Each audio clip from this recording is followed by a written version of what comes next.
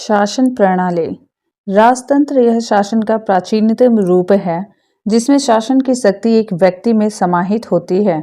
जो राज मुकुट धारण करता है वह आनुवांशिक उत्तराधिकारी के आधार पर पद ग्रहण करता है। कुलीन तंत्र, इसे एरिस्टोक्रेसी भी कहा जाता है। यह शासन का वह रूप है जिसमें राजनीतिक सत्ता थोड़े से लोगों में निहित होती है तथा वही इसका प्रयोग करते हैं। तानाशाही, इसे अधिनायक तंत्र, डिक्टेटरशिप भी कहा जाता है।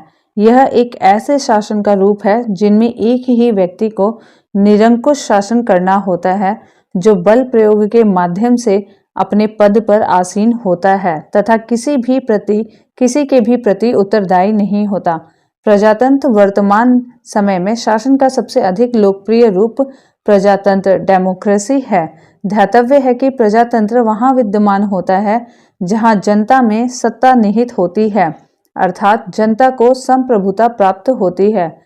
प्रजातांत्रिक या लोकतांत्रिक शासन प्रणाली के कई रूप हैं, जिनमें प्रमुख है संघात्मक शासन तथा एकात्मक शासन।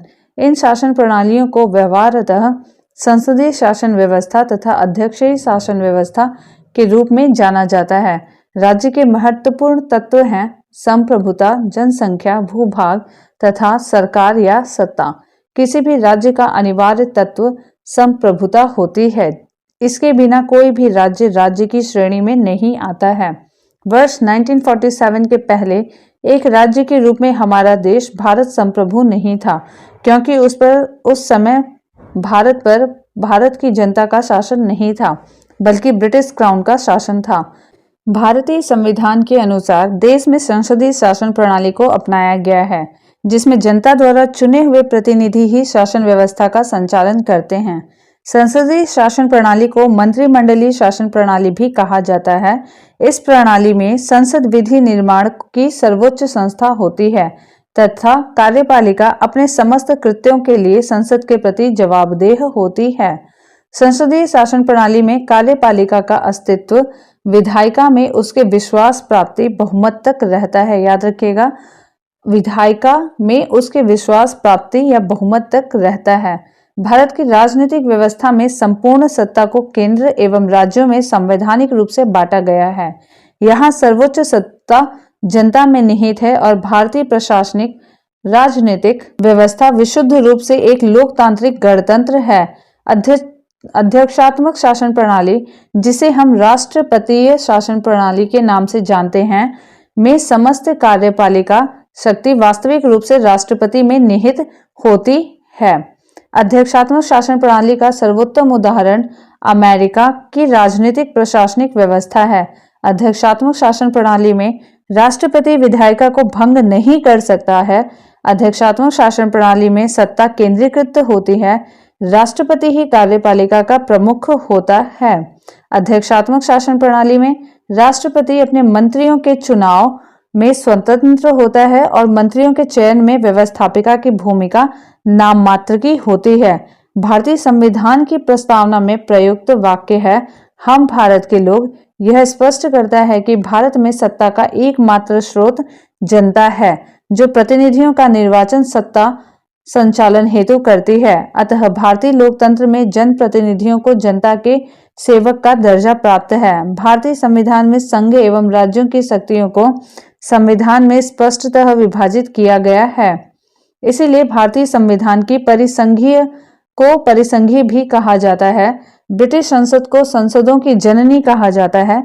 ब्रिटेन में परंपराओं के अनुरूप आवश्यक कानून बनाते हुए प्रशासनिक व्यवस्था का संचालन किया जाता है, क्योंकि ब्रिटेन में लिखित संविधान का अस्तित्व नहीं है। भारतीय संविधान में एकात्मक शासन के प्रमुख लक्षणों में राज्यपाल का पद, अखिल भारतीय सेवाएं, एकल नागरिकता, आपातकालीन प्रावधान तथा राज्यसभा में असमान प्रतिनिधित्व शामिल हैं। याद रखिएगा, भारतीय संविधान में एकात्मक शासन के प्रमुख लक्षणों में है राज्यपाल का पद, अखिल भारतीय सेवाएं, एकल नागरिकता, आपातकालीन प्रावधान तथा राज्यसभा में असमान प्रतिनिधित्व शामिल हैं। भारत एक गणतंत्र है। इसका आशय यह है कि भारतीय राजनीतिक प्रशासनिक व्यवस्था के सर्वोच्च पद राष्ट्रपति पर निर्वाचित व्यक्ति आसीन होता है। सर्वोच्च पद जो होता है वो राष्ट्रपति का होता है और उस पे जो व्यक्ति होता है वो निर्वाचित होता है। भारतीय संविधान में संघात्मक एवं एकात्मक दोनों व्यवस्थाओं के तत्व पाए जाते हैं, परंतु भारतीय संविधान मूलतः संघात्मक है। के.सी. वियर ने भारत को अर्ध संघात्मक राज्य कहा है। जी. ऑस्टिन ने भारतीय संघवाद को सहकारी संघवाद कहा है।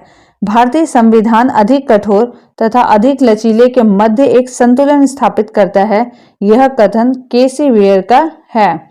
बी.आर. अम्बेडकर के अनुसार संविधान को संघात्मक के तंग ढांचे में नहीं ढाला गया है।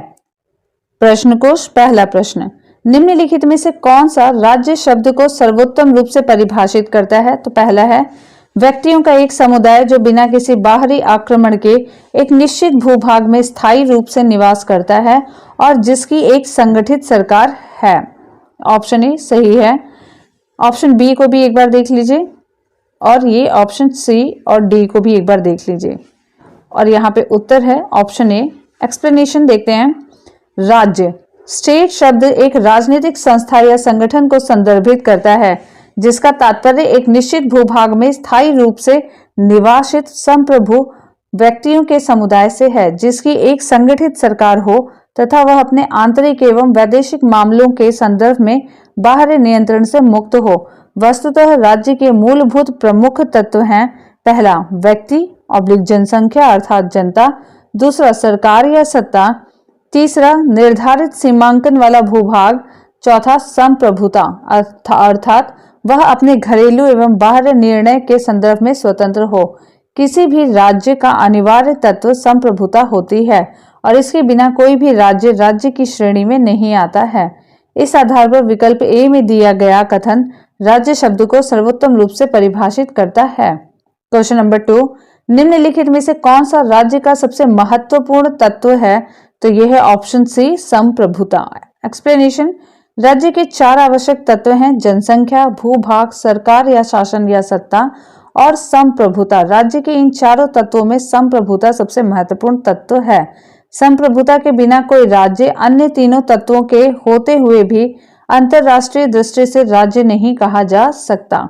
क्वेश्चन नंबर 3, भारत की संप्रभुता के संबंध में निम्नलिखित में से कौन सा ये कथन सही है? भारत राष्ट्रमंडल का सदस्य है, सही है ये। राष्ट्रमंडल की सदस्यता के कारण भारत की संप्रभुता कम हो जाती है, कथन दूसरा गलत है। तो कथन एक जहां पे सही है वो आंसर है ऑप्शन ए, हमारा यहाँ पे सही है ऑप्शन ए। एक्सप्लेनेशन, भारत राष्ट्रमंडल का सदस्य है लेकिन इसके कारण भारत की संप्रभुता कम नहीं होती है। राष्ट्रमंडल वास्तव में कोई वैधानिक संगठन नहीं है बल्कि इसके सदस्यों के पारस्परिक सहयोग व सद्भावना पर आधारित संगठन है। राष्ट्रमंडल के सभी सदस्य राष्ट्र स्वतंत्र और समान हैं तथा ब्रिटिश सम्राट के प्रति निष्ठा जैसी कोई शर्त या आवश्यकता नहीं है। क्वेश्चन नंबर 4, भारतीय संविधान में किस प्रकार की शासन प्रणाली की व्यवस्था की गई है? तो यहाँ पे संसदात्मक शासन प्रणाली ऑप्शन सी की व्यवस्था की गई है। शासन प्रणाली की सामान्य 2 पद्धतियां हैं, संसदात्मक और अध्यक्षात्मक। भारत में ग्रेट ब्रिटेन का अनुसरण करते हुए संसदात्मक शासन प्रणाली को अपनाया गया है।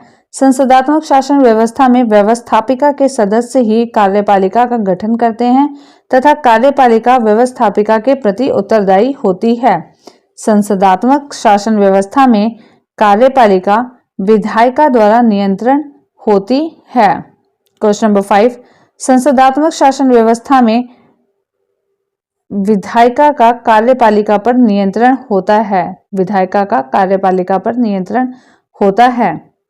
क्वेश्चन नंबर 6, संसदीय व्यवस्था वाली सरकार वह होती है जिसमें सरकार संसद के प्रति उत्तरदायी होती है और उसके द्वारा हटाई जा सकती है। बाकी ऑप्शंस भी एक बार आप ध्यान से देख लीजिए। ऑप्शन बी, एक्सप्लेनेशन देख लेते हैं इस क्वेश्चन का। संसदीय व्यवस्था वाली सरकार वह होती है जिसमें सरकार संसद के प्रति उत्तरदायी होती है और उसके द्वारा हटाई जा सकती है। भारतीय संविधान ने संसदीय शासन व्यवस्था की स्थापना की है। यह इंग्लैंड की संसदीय प्रणाली का अंगीकरण है। इस व्यवस्था में कार्यपालिका विधायिका का ही एक भाग होती है और यह विधायिका के प्रति उत्तरदायी होती है। इसमें वास्तविक कार्यपालिका शक्तियां प्रधानमंत्री और उसकी मंत्रिपरिषद में निहित होती है। भारतीय संविधान के अनुच्छेद 75(3) के अनुसार मंत्रिपरिषद लोकसभा के प्रति सामूहिक रूप से उत्तरदायी होती है। क्वेश्चन नंबर 7, सर्वप्रथम संसदात्मक सरकार किस देश में आरंभ की गई थी? तो ये ग्रेट ब्रिटेन, यूनाइटेड किंगडम में। वर्तमान में संसदात्मक शासन का स्वरूप जो कि अधिकांश देशों में प्रचलित है, सर्वप्रथम ग्रेट ब्रिटेन यूके में प्रचलित हुआ था। पुष्पेश पंत ने भी अपनी पुस्तक विश्व का इतिहास में स्पष्ट लिखा है कि ब्रिटेन में संसदीय प्रणाली का आविर्भाव संसार के किसी भी देश से पहले हो गया था। क्वेश्चन नंबर 8, भारतीय संसदीय प्रणाली ब्रिटिश संसद प्रणाली से इस बात से भिन्न है कि भारत में न्यायिक पुनर्विलोकन की प्रणाली है। Option D. एक्सप्लेनेशन, भारतीय संसदीय प्रणाली में न्यायिक पुनर्विलोकन की प्रणाली है, जबकि ब्रिटेन में यह प्रणाली नहीं लागू है। इस अर्थ में भारतीय संसदीय प्रणाली ब्रिटेन से भिन्न है। इसके अतिरिक्त तो वास्तविक एवं नाम मात्र दोनों प्रकार की कार्यपालिका, सामूहिक उत्तरदायित्व तथा द्विसदनात्मक विधायिका भारत एवं ब्रिटेन दोनों की संसदीय प्रणाली में लागू हैं। क्वेश्चन नंबर 9, हमने ब्रिटिश मॉडल पर आधारित संसदीय लोकतंत्र को अपनाया है, किंतु हमारा मॉडल उस मॉडल से किस प्रकार भिन्न है? पहला, जहां तक विधि निर्माण का संबंध है, ब्रिटिश संसद सर्वोपरि एवं संप्रभु है, किंतु भारत में संसद की विधि निर्माण की शक्ति परिसीमित है। Option next. Point next, Bharat में संसद के किसी अधिनियम के संशोधन की संवैधानिकता से संबंधित मामले उच्चतम न्यायालय द्वारा संविधान पीठ को भेजे जाते हैं। यहाँ पे दोनों ही कथन सही हैं, पहला और दूसरा। ब्रिटिश मॉडल पर आधारित लोकतांत्रिक व्यवस्था में संसदीय स्वतंत्रता, पार्लियामेंट्री सॉवरेनिटी के सिद्धांत को अपनाया गया है।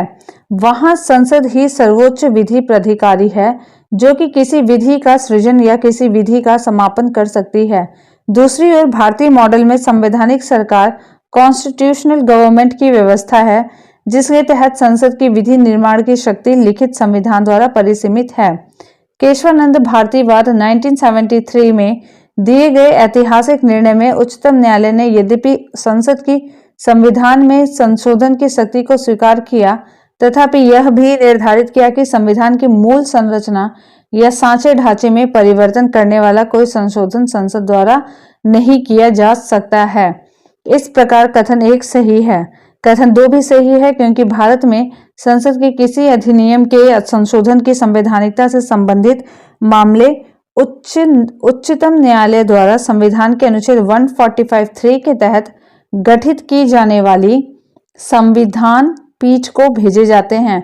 अनुच्छेद 145(3) में प्रावधानित है कि जिस मामले में संविधान के निर्वाचन के बारे में विधि का कोई सारवांश प्रश्न अंतर्वर्लित है, उसका विनिश्चय करने के प्रयोजन के लिए बैठने वाले न्यायाधीशों की संख्या न्यूनतम 5 होगी। इसे ही सर्वाधीन संविधान पीठ के रूप में अभिहित किया जाता है। क्वेश्चन नंबर 10, निम्नलिखित में से कौन सी भारतीय संविधान की विशेषता नहीं है? संसदात्मक सरकार है, स्वतंत्र न्यायपालिका है, संघात्मक सरकार है, अध्यक्षात्मक सरकार नहीं है। Option B. एक्सप्लेनेशन, अध्यक्षात्मक सरकार भारतीय संविधान की विशेषता नहीं है, जबकि संसदात्मक सरकार शासन प्रणाली, संघात्मक सरकार शासन प्रणाली तथा स्वतंत्र न्यायपालिका भारतीय संविधान की विशेषताएं हैं। क्वेश्चन नंबर 11, भारतीय राजनीतिक पद्धति के बारे में निम्न में से कौन सा सही नहीं है? धर्मनिरपेक्ष राज्य है, संसदीय पद्धति की सरकार है, संघीय नीति है, लेकिन राष्ट्रपति पद्धति की सरकार नहीं है। Option D. एक्सप्लेनेशन, भारत में राष्ट्रपति पद्धति की नहीं बल्कि संसदीय पद्धति की सरकार है तथा यहाँ राष्ट्रपति शासन का औपचारिक प्रमुख मात्र है। भारतीय संविधान संसदीय लोकतंत्र की व्यवस्था करता है तथा इसमें धर्मनिरपेक्ष राज्य और संघीय प्रणाली को अपनाया गया है। क्वेश्चन नंबर 12, भारत में संसदीय प्रणाली की सरकार है क्योंकि मंत्रिपरिषद लोकसभा के प्रति उत्तरदायी है। Option D. एक्सप्लेनेशन, भारत में संसदीय प्रणाली की सरकार है क्योंकि मंत्रिपरिषद लोकसभा के प्रति उत्तरदायी है। अनुच्छेद 75(3) के अंतर्गत संसदीय शासन प्रणाली को मंत्रिमंडलीय व्यवस्था भी कहा जाता है। इस शासन व्यवस्था में संसद विधि निर्माण की सर्वोच्च संस्था होती है तथा कार्यपालिका अपने सभी कार्यों के लिए संसद के प्रति उत्तरदायी होती है। कार्यपालिका के सदस्य संसद के सदस्य होते हैं और कार्यपालिका तभी तक सत्तारूढ़ या कार्यरत रहती है जब तक उसे संसद लोकसभा का विश्वास प्राप्त रहता है। क्वेश्चन नंबर 13, संसदीय स्वरूप के शासन का प्रमुख लाभ यह है कि कार्यपालिका विधान मंडल के प्रति उत्तरदायी बनी रहती है। Option C.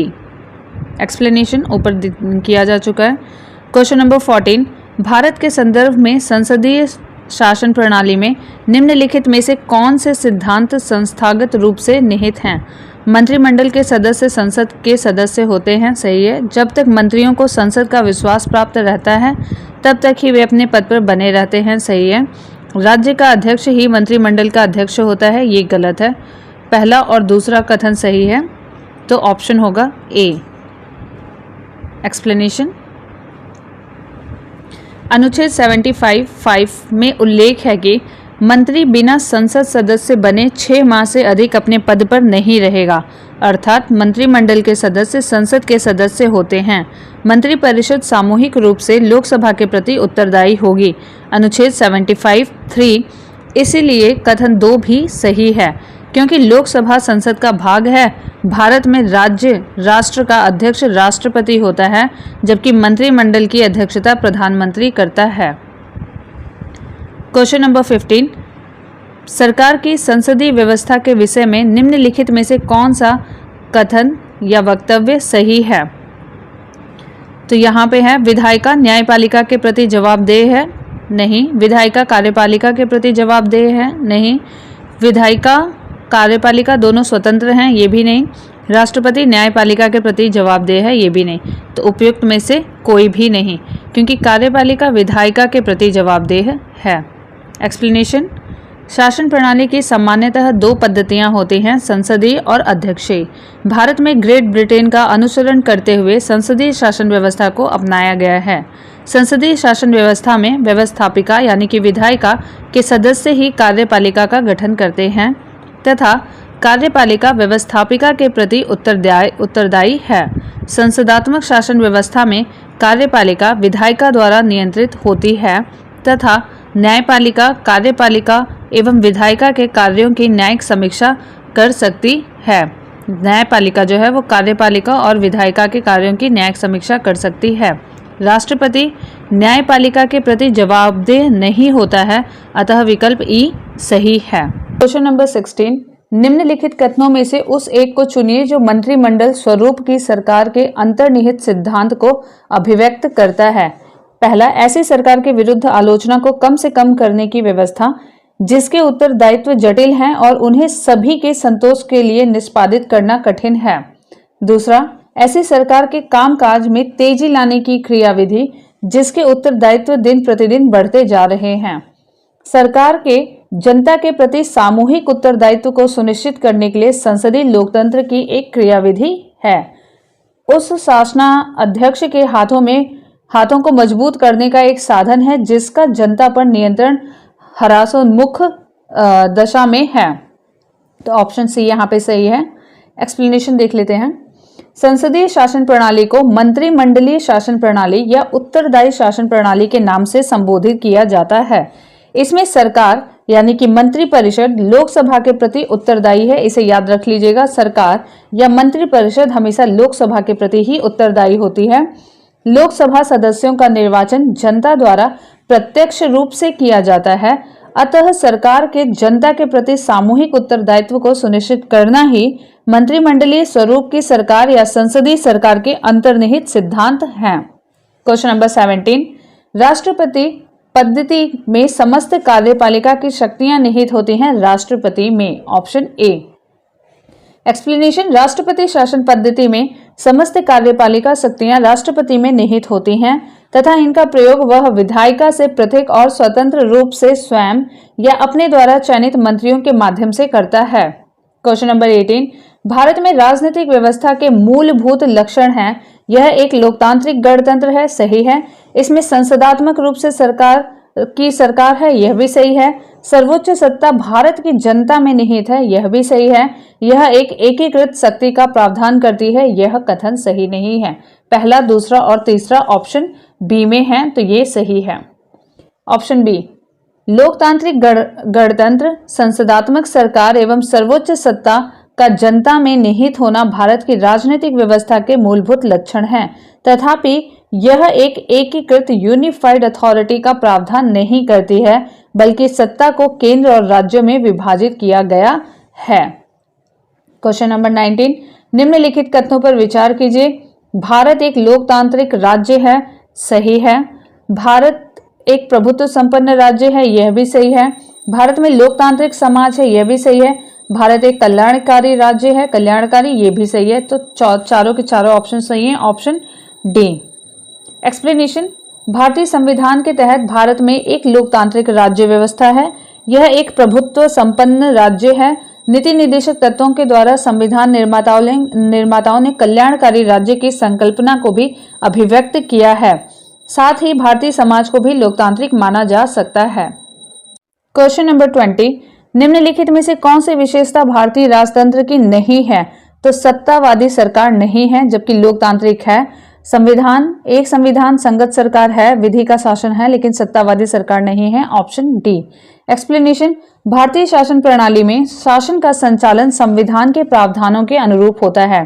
भारत में विधि का शासन है, यहाँ गणतंत्र है, न कि राजतंत्र। प्रत्येक 5 वर्ष के उपरांत जनता अपने प्रतिनिधियों का निर्वाचन कर संविधान संगत लोकतांत्रिक सरकार का गठन करती है। यहाँ सत्तावादी सरकार नहीं है। क्वेश्चन नंबर 21, केंद्र सरकार और राज्य सरकारों को प्राधिकार प्राप्त होता है भारतीय संविधान से। याद रखिएगा, भारतीय संविधान से ही केंद्र सरकार और राज्य सरकारों को अधिकार और प्राधिकार प्राप्त होते हैं। Option A. एक्सप्लेनेशन, केंद्र सरकार और राज्य सरकारों के प्राधिकार का स्रोत भारत का संविधान है। संघीय शासन प्रणाली के अनुरूप केंद्र और राज्यों के मध्य विधायी, प्रशासनिक और आर्थिक शक्तियों का विभाजन भारतीय संविधान में किया गया है। क्वेश्चन नंबर 22, संवैधानिक सरकार का आशय क्या है? तो ये है कोई सरकार जो संविधान की सीमाओं से परिबद्ध हो, वो संवैधानिक सरकार है। Option D. एक्सप्लेनेशन, संवैधानिक सरकार से आशय ऐसी सरकार से है जो कि संविधान की सीमाओं से परिबद्ध हो। संवैधानिक सरकार की शक्तियां संविधान के तहत परिसीमित होती हैं तथा सरकार अपने प्राधिकार या शक्तियों के प्रयोग में संविधान की मौलिक संरचना का उल्लंघन नहीं कर सकती है। संवैधानिक सरकार की व्यवस्था में सरकार यथा भारत में केंद्र एवं राज्य सरकारों के प्राधिकार का स्रोत संविधान होता है। क्वेश्चन नंबर 23, निम्नलिखित कथनों पर विचार कीजिए। नीचे दिए गए कूट से सही उत्तर को चुनिए। भारत एक लोकतांत्रिक देश है, सही है। भारत का अपना एक संविधान है, ये भी सही है। लेकिन कथन आर जो है वो ए का सही स्पष्टीकरण या व्याख्या नहीं कर रहा है। ऑप्शन बी, ए और आर दोनों सही हैं, लेकिन आर ए की सही व्याख्या नहीं है। ऑप्शन बी यहाँ पे इसका आंसर है। एक्सप्लेनेशन देख लेते हैं। भारत एक लोकतांत्रिक देश है, इसका प्रमाण संविधान की उद्देशिका के प्रारंभिक शब्दों हम भारत के लोग भारत को संपूर्ण प्रभुत्व संपन्न समाजवादी पंथ निरपेक्ष लोकतंत्रात्मक गणराज्य बनाने के लिए से दर्शित होता है। लोकतंत्र शासन का वह रूप होता है जिसमें सभी महत्वपूर्ण निर्णय जनता द्वारा चुने गए प्रतिनिधियों द्वारा संयुक्त रूप से किए जाते हैं। भारत में भी शासन के लोकतांत्रिक रूप को अपनाया गया है। भारत का अपना लिखित संविधान है जो विश्व का सबसे बड़ा लिखित संविधान है। अतः अभी कथन ए और कथन आर दोनों सही हैं, किंतु आर ए की सही व्याख्या नहीं है। क्वेश्चन नंबर 24, निम्न में से कौन सुशासन की विशेषता नहीं है? जवाबदेही है, कानून का नियम है, पारदर्शिता है, लेकिन लाल फीताशाही सुशासन का विशेषता नहीं है। Option D. एक्सप्लेनेशन, लाल फीताशाही सुशासन की विशेषता नहीं है, जबकि हिस्सेदारी, जवाबदेही, पारदर्शिता, कानून का नियम, सर्वसम्मति से निर्णय लेना, दक्षता, प्रभावशीलता आदि सुशासन की विशेषताएं हैं। क्वेश्चन नंबर 25, कल्याणकारी राज्य वेलफेयर स्टेट का उद्देश्य है कमजोर वर्गों के कल्याण का प्रबंध करना, ऑप्शन बी। एक्सप्लेनेशन। कल्याणकारी राज्य नागरिकों के, विशेष रूप से कमजोर वर्ग के नागरिकों के सामाजिक, आर्थिक, सोशियो इकोनॉमिक विकास के लिए सतत प्रयत्नशील रहता है। नागरिकों का वह वर्ग जो सामाजिक आर्थिक रूप से सुदृढ़ है, अपना कल्याण स्वयं कर सकता है, उसे किसी विशेष संरक्षण की आवश्यकता नहीं होती। यही कारण है कि भारत में मलाईदार परत, क्रीमी लेयर को अर्थात पिछड़ों में अगड़ों को लोक नियोजन में आरक्षण प्रदान नहीं किया गया है। हाल ही में शुरू हुए प्रधानमंत्री किसान समृद्धि योजना भी सभी किसानों के लिए नहीं बल्कि सिर्फ छोटे किसानों के लिए है। संघ सरकार और राज्य सरकारों द्वारा चलाई जा रही अन्य विभिन्न विशेष योजनाओं के लक्षित नागरिक समूहों की पहचान से भी यह स्पष्ट हो जाता है कि कल्याणकारी राज्य की अवधारणा के केंद्र में वंचित वर्ग ही हैं। क्वेश्चन नंबर 26, राज्य हर जगह है, यह अंतराल शायद ही कोई छोड़ता है, यह वक्तव्य किस धारणा की व्याख्या करता है?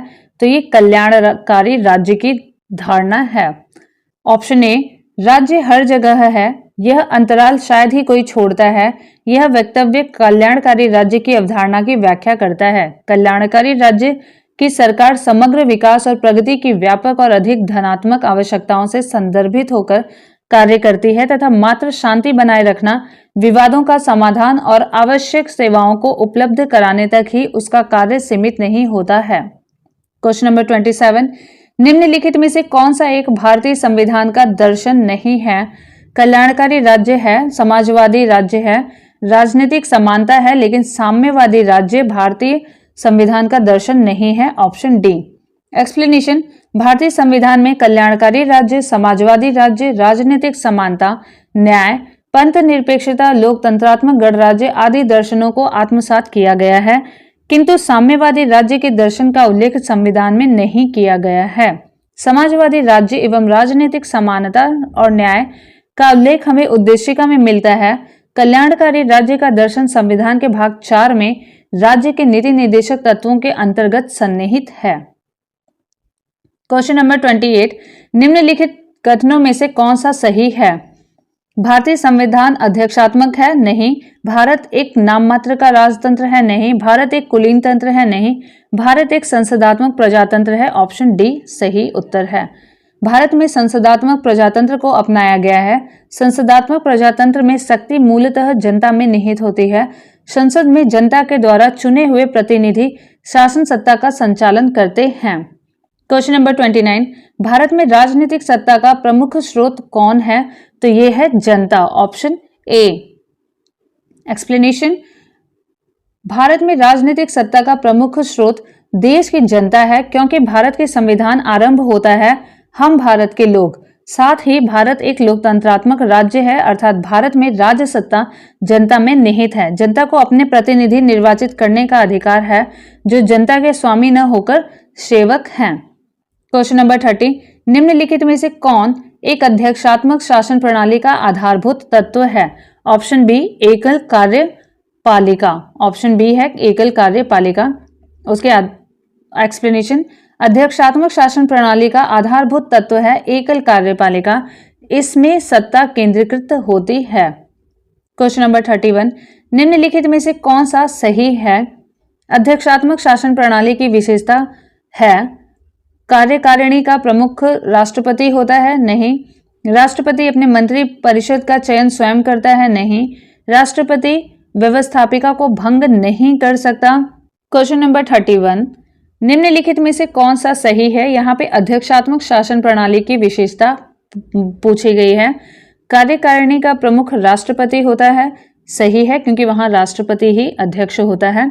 राष्ट्रपति अपने मंत्रिपरिषद का चयन स्वयं करता है, यह भी सही है।